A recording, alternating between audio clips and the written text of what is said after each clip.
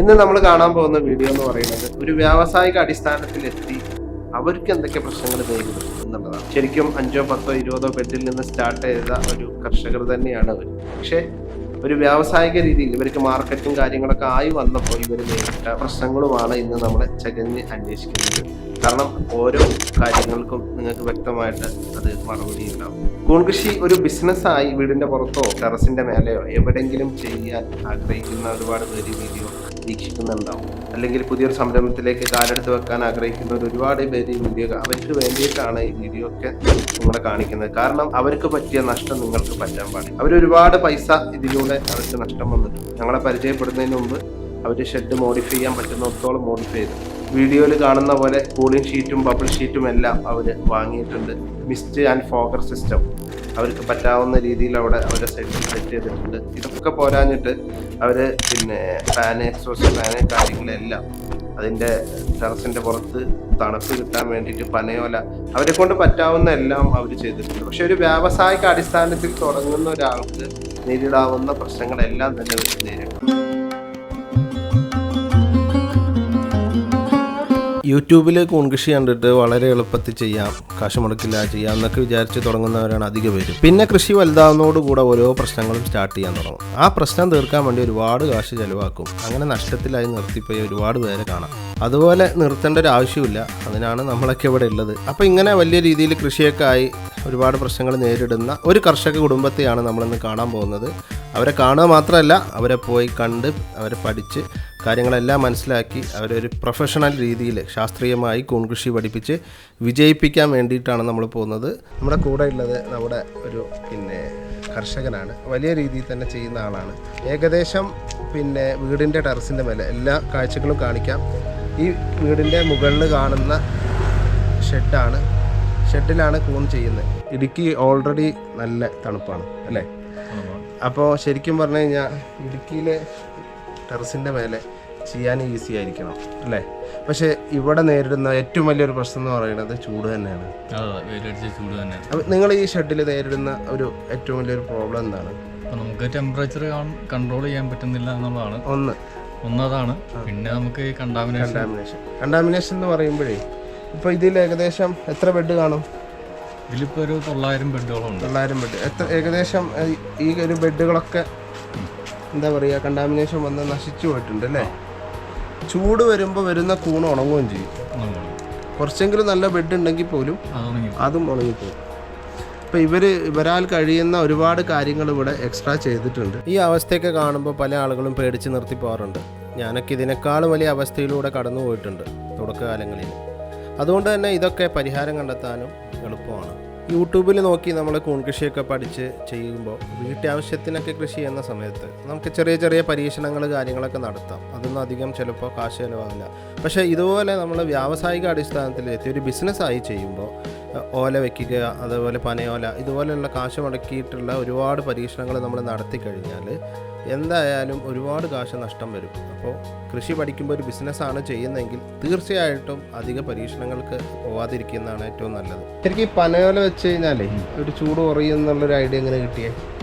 അതെന്ന് പറഞ്ഞാൽ നമ്മൾ കുറേ വീഡിയോസിൽ ഇങ്ങനെ ഓല വെച്ച് ചെയ്ത്, അതായത് ഈ തമിഴ്നാട് ഏരിയയിലൊക്കെ ഓല വെച്ചിട്ട് അങ്ങനെയുള്ള ഷെഡുകൾ കുറേ കണ്ടു. പക്ഷെ ഇതിൻ്റെ ഒരു പ്രോബ്ലം എന്ന് പറയുന്നത് ഈ കാണുന്നത് മൊത്തം ഫംഗസാ അല്ലേ?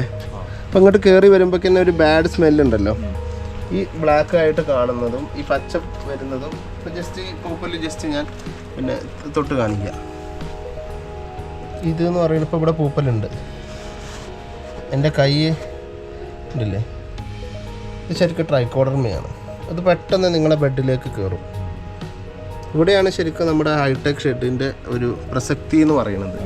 ഇത് വെച്ചിട്ടും വലിയ തണുപ്പൊന്നും കിട്ടിയിട്ടില്ലല്ലോ, ചൂട് തന്നെയാണ്. അപ്പോൾ നമ്മൾ ഇനി ഇവിടെ എന്ത് ചെയ്യുന്നു എന്നാണ് അടുത്ത പ്ലാൻ. അപ്പോൾ നമ്മൾ ഇത് ചൂട് വരാത്തൊരു ഷെഡിലേക്ക് ഇതിനെ കൺവേർട്ട് ചെയ്യും. ഒന്ന് ചൂട് വരാതിരിക്കുമ്പോൾ തന്നെ ഇതിൻ്റെ അകത്ത് എയർ സർക്കുലേഷൻ വേണം. ഇത് നമ്മൾ അറേഞ്ച് ചെയ്യും. നിലവിൽ വീടിൻ്റെ ഓപ്പൺ ടെറസാണ്, താഴെ വീടാണ്. ഇവിടെയൊക്കെ നന്നായിട്ട് വെള്ളം കെട്ടി നിൽക്കുന്നുണ്ട്, നിങ്ങൾക്കിത് കണ്ടാൽ അറിയാം. ഇതിപ്പോൾ 1 വർഷമായിട്ടുള്ളൂ നമ്മുടെ വൈശാഖ് ഭായി ഇത് ചെയ്യൽ തുടങ്ങിയിട്ട്. ഇത് ചെയ്ത് ഒരു 2-3 വർഷം കഴിഞ്ഞ് കഴിഞ്ഞാൽ വീടിൻ്റെ താഴേക്ക് പ്രശ്നങ്ങൾ വരും അല്ലേ? അപ്പോൾ അത് വീട്ടുകാരായിട്ട് നമ്മൾ പ്രശ്നത്തിന് നിൽക്കേണ്ടി വരും. അതിനേക്കാളും നല്ലത് ഇതിനെ ഹൈടെക്കിലേക്ക് കൺവേർട്ട് ചെയ്യുക, ഈ പ്രശ്നങ്ങളൊക്കെ മാറും. മാത്രമല്ല നമുക്ക് ഇത്രയും ഏരിയ, ഈ ഒരു ഏരിയ എന്ന് പറയുന്നത് ഏകദേശം 1000 സ്ക്വയർ ഫീറ്റിൻ്റെ അടുത്തുണ്ട് അല്ലേ? ഈ 1000 സ്ക്വയർ ഫീറ്റിൻ്റെ പിന്നെ ഷെഡ് എന്ന് പറയുമ്പോൾ നമുക്ക് എങ്ങനെ പോയാലും ഒരു 50 കിലോ പ്ലസ് കിട്ടേണ്ടതാണ്. ഇവിടെ 10 കിലോ പോലും അല്ലെങ്കിൽ 5 കിലോ പോലും കിട്ടാത്തൊരു സാഹചര്യമാണ് ഇപ്പോൾ ഉള്ളത്. അതിന് നമ്മൾ കൺവേർട്ട് ചെയ്ത് വലിയൊരു ഷെഡിലേക്ക് മാറ്റാൻ പോവാണ്. എന്തായാലും ഈ ആഴ്ച തന്നെ വർക്ക് തുടങ്ങും. നിങ്ങൾക്ക് ഇതിൽ കൂണ് വന്ന് ഈ പ്രശ്നങ്ങളൊക്കെ തീർത്തിട്ടുള്ള ഫുൾ വീഡിയോ കവറേജ് ഇതിൽ നിങ്ങളെ കാണിക്കാം. കാരണം ഇതൊക്കെ നിങ്ങളെ കാണിക്കുന്നത് എത്ര വലിയ പരാജയം നേരിട്ടാലും നമുക്ക് പിടിച്ചു കയറാം.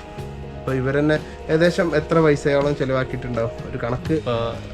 ഷെഡിന്റെ ഞാൻ പറയുന്നില്ല, ലാസ്റ്റ് ഇത് ഇട്ടത് മാത്രം ആയിട്ട് തന്നെ നമുക്ക് ഒരു നല്ല എമൗണ്ട്, ഒരു 50 രൂപ 60 രൂപ ഒരു ബെഡിന് മാത്രമായിട്ടുണ്ട്. അപ്പോൾ ഒരു 50,000 രൂപ ബെഡിന് മാത്രം പോയിട്ടുണ്ട് എന്ന് പറയുമ്പോൾ നമുക്ക് ഏകദേശം ഷെഡിന് എത്ര മടങ്ങ് അതിന് പോയിട്ടുണ്ടാവും എന്ന് നമുക്ക് ഊഹിക്കാവുന്നതേ ഉള്ളൂ. അത് നമ്മൾ മെയിനായിട്ട് പറയുന്നത് എന്താണെന്ന് വെച്ച് കഴിഞ്ഞാൽ നഷ്ടം വന്നിട്ട് പോലും ആള് ഇത് വിടാൻ ഉദ്ദേശിച്ചിട്ടില്ല അല്ലേ? ഇതെങ്ങനെയായാലും ഇത് നന്നായിട്ട് ചെയ്യണം തന്നെ ആഗ്രഹം. അപ്പോൾ അതുകൊണ്ടാണ് ഇത്രയും ദൂരം ഒരു 5-6 പ്രാവശ്യമെങ്കിലും വിളിച്ചു കാണും അല്ലേ നമ്മള്? അപ്പോൾ ഇത്രയും കുറേ തവണ കോണ്ടാക്ട് ചെയ്തിട്ട് ഇത് നമ്മൾ കൺവേർട്ട് ചെയ്തിട്ട് നല്ലൊരു ഹൈടെക് ഷെഡ് ആക്കി മാറ്റി കൂണുണ്ടാകുന്ന രീതിയിൽ ആക്കും എന്നാണ് നമ്മൾ ഇവർക്ക് കൊടുക്കുന്ന ഉറപ്പ്. മനസ്സിലായില്ലേ? അപ്പോൾ എന്തായാലും വലിയ രീതിയിൽ കൂണ് വന്ന് നിങ്ങളെ കാണിക്കും. എന്താണ് വൈശാഖ് ഭായിക്ക് പറയാനുള്ളത് പ്രേക്ഷകരോടൊക്കെ? നമ്മളിപ്പോൾ ഹൈടെക് ചെയ്യണം എന്നൊരു ആഗ്രഹമുണ്ട്. നല്ല രീതിയിൽ ഇതിൽ നിന്ന് വിളവെടുക്കണം എന്നുള്ളൊരു ആഗ്രഹം. മാർക്കറ്റ് ഇവിടെ ഉണ്ട്, മാർക്കറ്റ് ഉണ്ട്. ചോദിക്കുന്നവർക്ക് കൊടുക്കാനില്ലാത്തതിന്റെ കുഴപ്പം നമുക്കുള്ളൂ.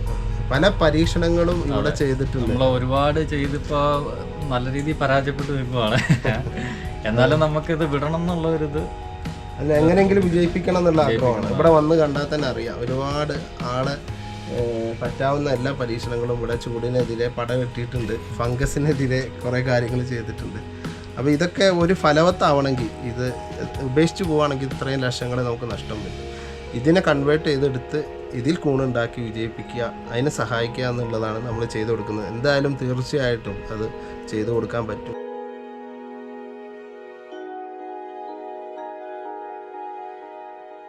നമ്മുടെ വൈശാഖിൻ്റെ അമ്മ, പിന്നെ അവരുടെ വൈഫ്, ഇവരെല്ലാവരും കൂടെയാണ് ഈ കൃഷി ചെയ്യുന്നത്. നിങ്ങളാണോ തുടങ്ങിയതോ വൈശാഖാണോ? അങ്ങനെ ഞങ്ങള് കൂട്ടായിട്ട് ഞങ്ങളുടെ മോളുടെ തീരുമാനം. അപ്പൊ ഞങ്ങൾ ഇങ്ങനെ ആലോചിച്ച് നമുക്ക് വീട്ടിൽ ഇരുന്ന്, അതായത് ഞങ്ങൾക്ക് പുറത്തു പോകാതെ വീട്ടു ജോലികളും കൂടി ചെയ്തുകൊണ്ട് നമുക്ക് വേറെ ആരുടെ ഒരു ഇതില്ലാതെ സ്ഥലമുണ്ട്, നമുക്ക് ചെയ്യാം. അപ്പം ചെറിയ വരുമാന മാർഗമാകും, നമ്മുടെ വീട്ടു ജോലികളും നടക്കും, ഒപ്പം തന്നെ ഈ ജോലി നടക്കും. ജോലി കൊണ്ടുപോകുന്നതോടൊപ്പം തന്നെ നമ്മുടെ വീട്ടുജോലിക്കും തടസ്സമില്ല. അതെ, തടസ്സമില്ലാതെ പോകാൻ പറ്റും. നമ്മളിത് ലാർജായിട്ട് ചെയ്യാൻ തുടങ്ങിയപ്പോഴാണ് നമുക്ക് ഇതിന്റെ പ്രശ്നങ്ങൾ വരുന്നത്. പക്ഷേ നമ്മളിങ്ങനെ പല വീഡിയോയും കണ്ടിട്ടുണ്ട്. അപ്പൊ കുഴപ്പമില്ല, നമുക്കൊരു നല്ല വരുമാന മാർഗമാണെന്ന് തോന്നി നമ്മൾ ചെയ്തു കഴിഞ്ഞപ്പോഴാണ് ഇതിന്റെ പ്രശ്നങ്ങളുണ്ടെന്ന് മനസ്സിലായത്.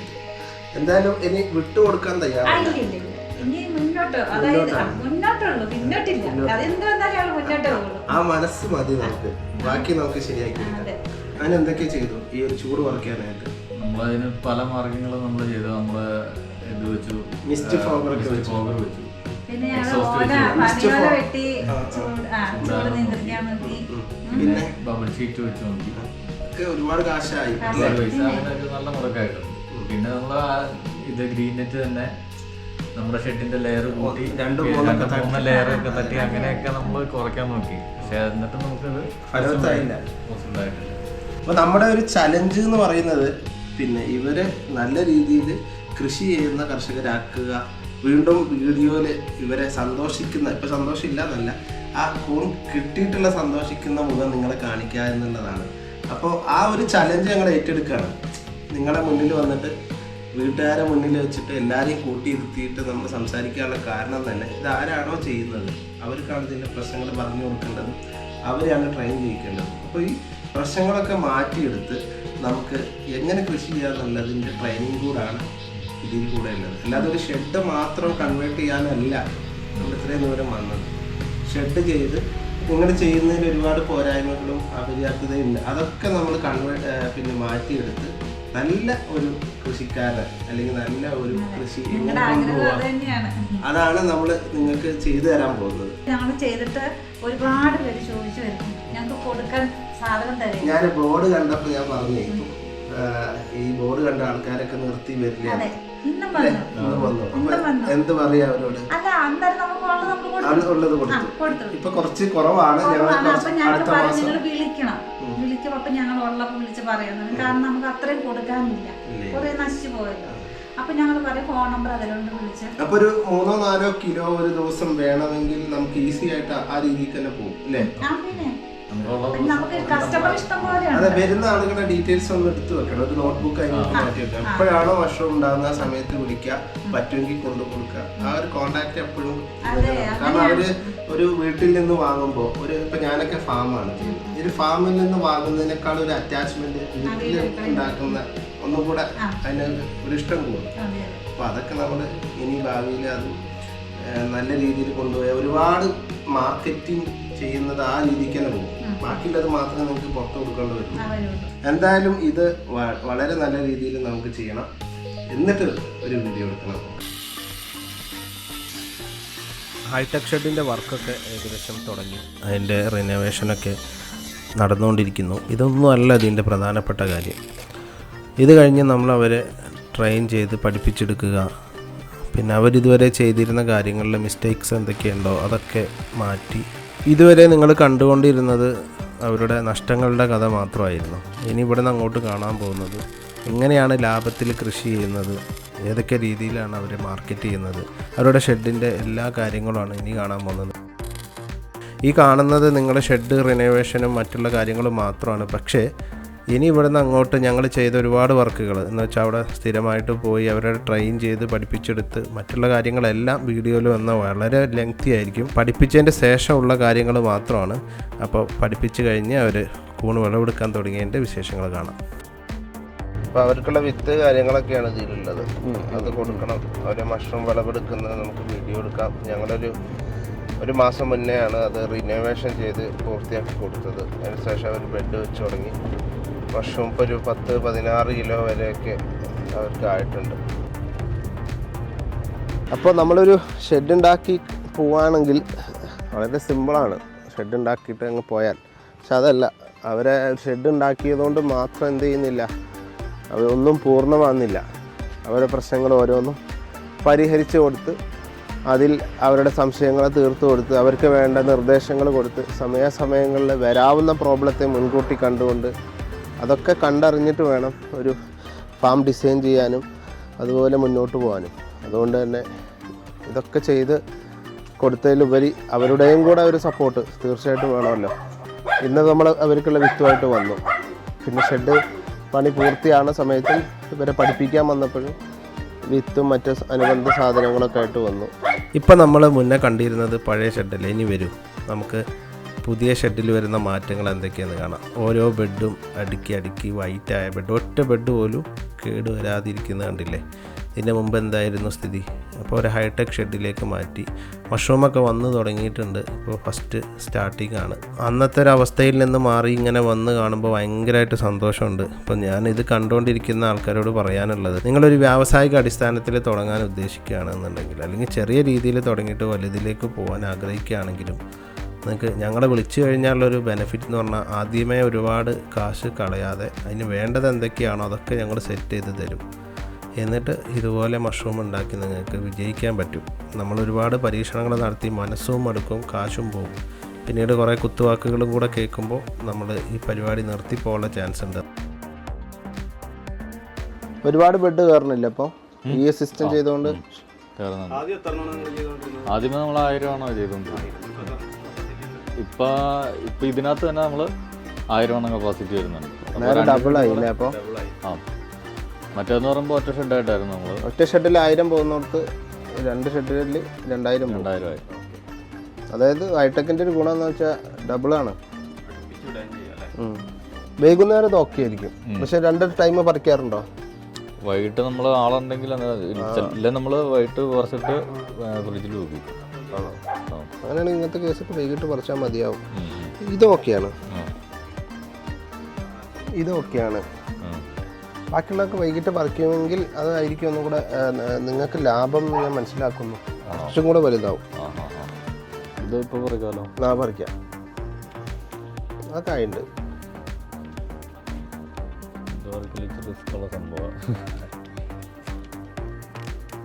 അതതിൻ്റെ വരാതിരിക്കാനൊരു പരിപാടി ഉണ്ട്. ഇതതിൻ്റെ ഒരു 2ാമത്തെ ദിവസമാണിത്. ഇത് ശരിക്കും 2nd ഡേ ആണ്. ആളുകൾ 3rd ഡേയിലേ എന്ത് ചെയ്യുള്ളൂ, വിളവെടുക്കുള്ളൂ. പക്ഷെ ഇങ്ങനെ വിളവെടുത്താലൊരു അഡ്വാൻറ്റേജ് എന്താണെന്ന് വെച്ച് കഴിഞ്ഞാൽ പെട്ടെന്ന് തന്നെ കേട് വരില്ല. ഒരു 3 ദിവസം അല്ലെങ്കിൽ 2.5 ദിവസം എന്തായാലും ഇരിക്കും. ഇപ്പം 3 ദിവസം കിട്ടുന്നില്ല നിങ്ങൾക്ക്, ഇവർക്ക് 3 ദിവസം കിട്ടുന്നുണ്ട്. അപ്പോൾ 1ാമത്തെ കാര്യം ഇവിടുത്തെ ക്ലൈമറ്റ്, 2ാമത്തെ കാര്യം ഇത് വിളവെടുക്കുന്നതിൻ്റെ പ്രായം. വളരെ ചെറിയ പ്രായത്തിലെടുക്കുന്നത് എന്ന് വെച്ചാൽ ഇത് വെയിറ്റ് ഒരുപാട് കുറയൂല.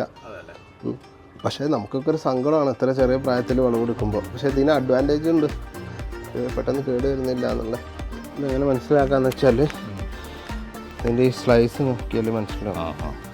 അതിൻ്റെ അകലമാണ് അതിൻ്റെ പ്രായം നിശ്ചയിക്കുന്നത്. അല്ലാതെ ചിലപ്പോൾ മഷ്റൂം വലുതാവണമെന്നില്ല. നമ്മൾ ഇതിൽ തന്നെ 2 ഐറ്റം വെറൈറ്റി കൊടുത്തിട്ടുണ്ട് കേട്ടോ അവർക്ക്. അപ്പോൾ നിങ്ങൾ പാക്ക് ചെയ്യുമ്പോഴേ ബ്ലാക്കും വൈറ്റും കൂടെ മിക്സ് ചെയ്യാറുണ്ടോ? ഇല്ല, ബ്ലാക്ക് തന്നെ വേറെ. അതിൻ്റെതായ ആൾക്കാരുണ്ട്, ബ്ലാക്ക് ഇഷ്ടപ്പെടുന്ന ആൾക്കാരുണ്ട്. അപ്പോൾ നമ്മളെ കൂണും അങ്ങനെയാണ്. വൈറ്റ് ഇഷ്ടപ്പെടുന്നവർക്ക് ബ്ലാക്ക് പറ്റില്ല, തിരിച്ചും അങ്ങനെയാണ്. ബ്ലാക്ക് പറ്റുന്നവർക്ക് വൈറ്റ് വേണ്ടെന്ന് പറയും. ഇതൊക്കെ എടുക്കാം. ഇനി അടുത്ത പ്രാവശ്യം ഇത് ചെയ്യുമ്പോഴേ, ഈ ബെഡ് ചെയ്യുമ്പോഴേ ഇതിൽ കൂടെ മഷ്റൂം വരാത്ത രീതിയിൽ വേണം പ്ലാൻ ചെയ്യാൻ. വലിക്കണം, അത് തിരിക്കല്ല, വലിക്കണം. അതിന് അധികം കരുത്ത് വരില്ല അവിടെ. മരോട് മൊത്തം പിടിക്കണം, കുറച്ചും കൂടെ അടി പിടിക്കണം.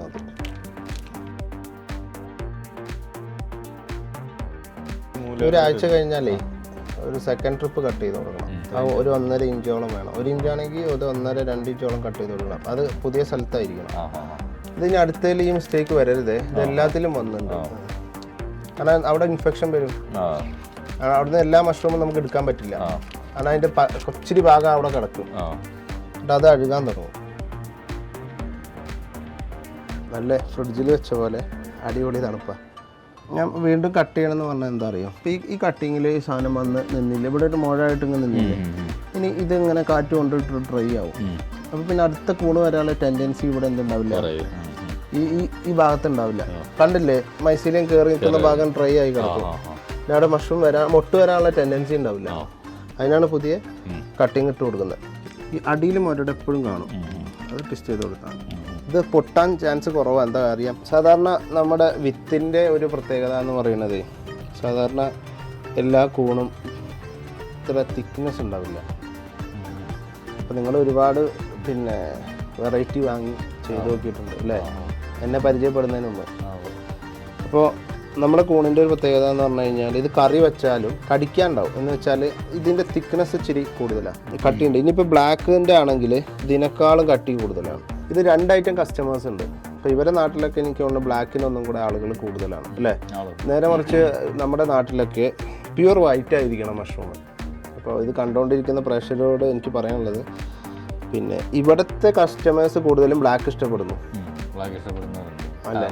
ഈ ഒരു വെറൈറ്റി കൂടുതൽ ഇവിടെ ഇറങ്ങിയിട്ടില്ല. ബ്ലാക്ക് നമ്മൾ ആദ്യമേ ഇവിടെ ഇറക്കിയത്. അപ്പോൾ അതിന്റെ ആ ഒരു ടേസ്റ്റ് ആൾക്കാർക്ക് ഇഷ്ടപ്പെട്ടു. കൂടുതലും